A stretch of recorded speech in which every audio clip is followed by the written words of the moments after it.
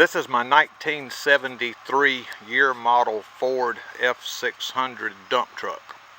It's what I've been hauling my soybeans on. I'll give you a good laugh. The first year I raised soybeans, I hauled every one of them to the mill on this truck. That's a F-150. But this truck right here has been beefed up to the point, let's see, you might be able to see that. Yeah, you can see it. That leaf spring under there, 1, 2, 3, 4, 5, 6, 7 leaves in that thing. A new F-150's got 3. But I could get 27 bushels. I take the toolbox out of it and put some duct tape over the rusted out spot down there. I could get 27 bushels in this truck, run the 17 miles down the highway. They'd put it up on their ramp thing and stand it up about 45-degree angle. And the first time they done that, I was freaking out thinking, oh no, the battery acid's running out all over everything. Well, I popped the tailgate down and I guess about 27 beans rolled out. And I picked up a shovel and proceeded to shovel them out of this truck. Interestingly enough, and I got the meal tickets, I keep them as a souvenir, I made 24 trips back and forth to the mill on this little truck that year. And I said, I gotta get a real truck. So I found this. And I'm positive that God was all over me having this truck. I'd had a landscaping job that was taking me about 3 weeks to complete. I did landscaping back in those days on the side from getting into this farming world. And I was going past this junkyard every day. Well, I call that a parts lot. And one day I saw this truck pulled up by their shop. And it was a dump truck or something to haul beans was heavy on my mind, so I slammed on brakes and turned around in somebody's driveway and went back in there. I said, what you gonna do with that truck? The man said, cut it up for scrap. I said, when? He said, today. I said, you want to sell it to me? He said, what are you going to do with it? I said, make a bean hauling truck out of it. He said, man, it don't run. I said, that's just a speed bump, small obstacle. I'll make it run. We worked out a deal, and I ended up with this truck. He towed it here to the farm for me. And it was a battery, an alternator, a starter, oil change, wash out the gas tank and lines and the fuel pump, and then replace the fuel pump. And I had it running. A little bit of fine tuning on it, realized, okay, got to put some points in it because this is the old style ignition system, low voltage. And I put the points in it, got those set, put plugs and wires on it. And the motor that was in it was the 330 cubic inch, what they call heavy duty truck motor. Well, it wasn't so heavy duty in my book, because the time I got 6 tons of beans on this truck, it would just barely pull up the 2 big hills that I have to go up to get between this farm and the mill that I sell at. And after 3 years of that motor in this truck, I actually blew the motor up. But God's so good to me. The truck running on the back cylinders, I made it home. It blew up on the way home empty. And I made it home and pulled it down here just about where you see it now.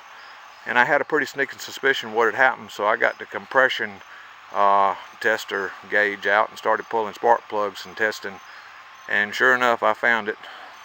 Took the head off on that side, and it was a crack in the lower block as well as a crack in the head block and the gasket blown out. I said, well, that motor's done. So I went down to a local machine shop and explained to them what I needed. And they built me a 352 cubic inch Ford V8 motor. It's the motor they put in the pickup truck. They call it the Titan. Yeah, I think that's how you pronounce that.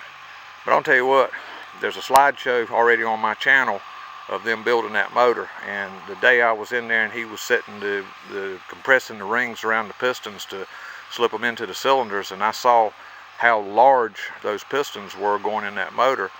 And the man gave me a little explanation about it's called a big bore short stroke. You're going to get a lot of torque out of this motor. Well, those hills I mentioned, with that little 330 cubic inch, I'd be running 3,000 RPM at the bottom of the hill, and I was fortunate if I was still doing 1,700 RPM at the top of the hill. And people coming by and showing me their fingers. But with this motor, it's 3,000 RPM at the bottom of the hill and 3,000 RPM at the top of the hill. That's a fine motor. Well, I got to get busy changing the oil on this thing and greasing it, get it ready for hopefully, maybe, hauling some beans next week. But that's a little story on my truck. Oh yeah, when I got the truck, it was just a steel flatbed on it. It's got a steel bottom under it here and a steel front piece.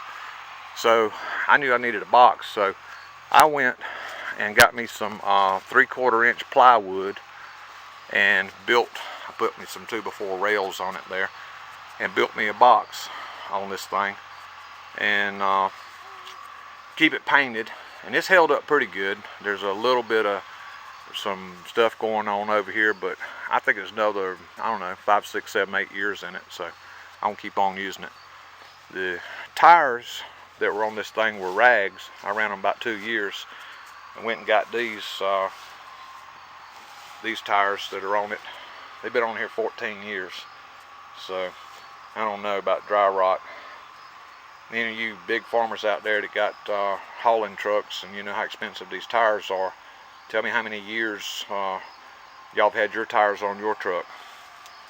Oh yeah, I built me this toolbox. I had a big sheet of this flat steel, and I knew I needed a place for my tarp and my tie downs and a few other things. So I cut this sheet of steel up and used some angle iron on the inside, just small angle iron, and welded it all together.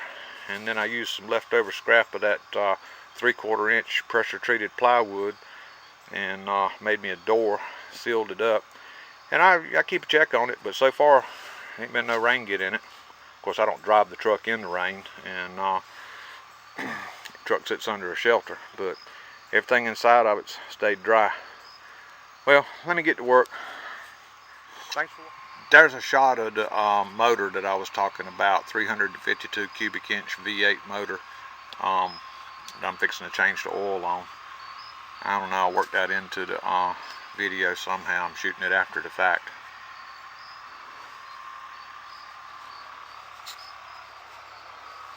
Big oversized radiator on this thing.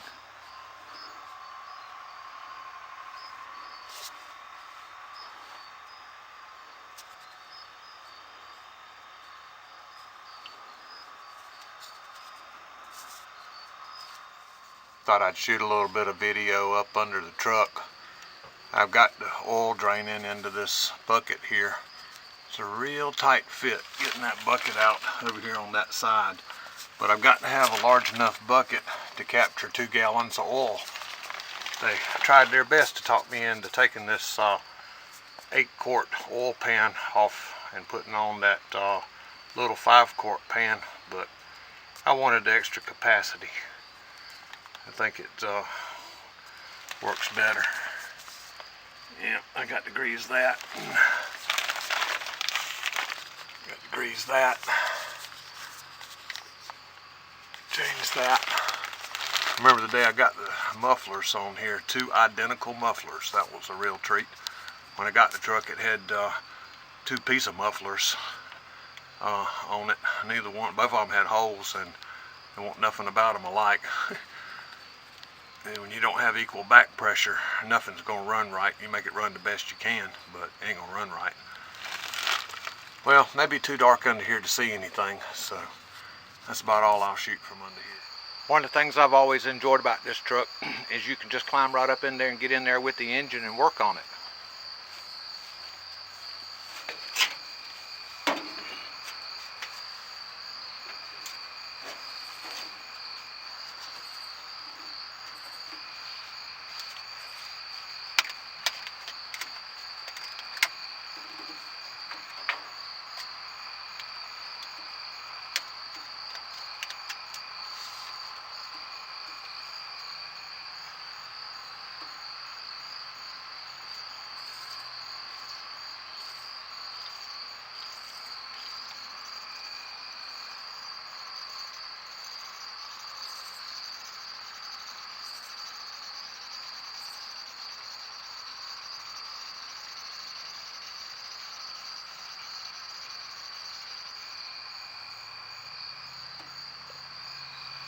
this is the second of the 2 jugs. So gotta stop and look and see where I'm at, because I only want to put 3 quarts out of this jug in there.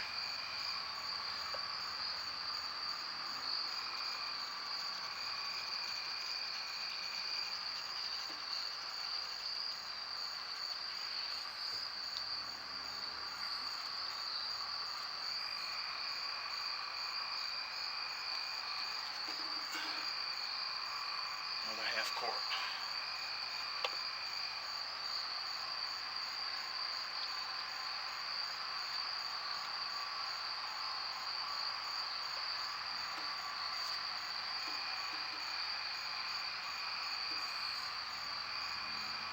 And I believe just a tad more.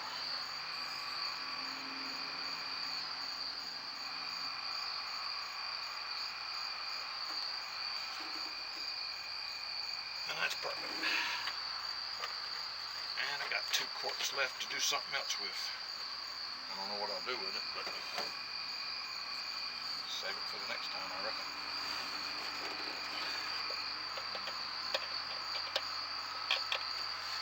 Marvelous invention, the funnel.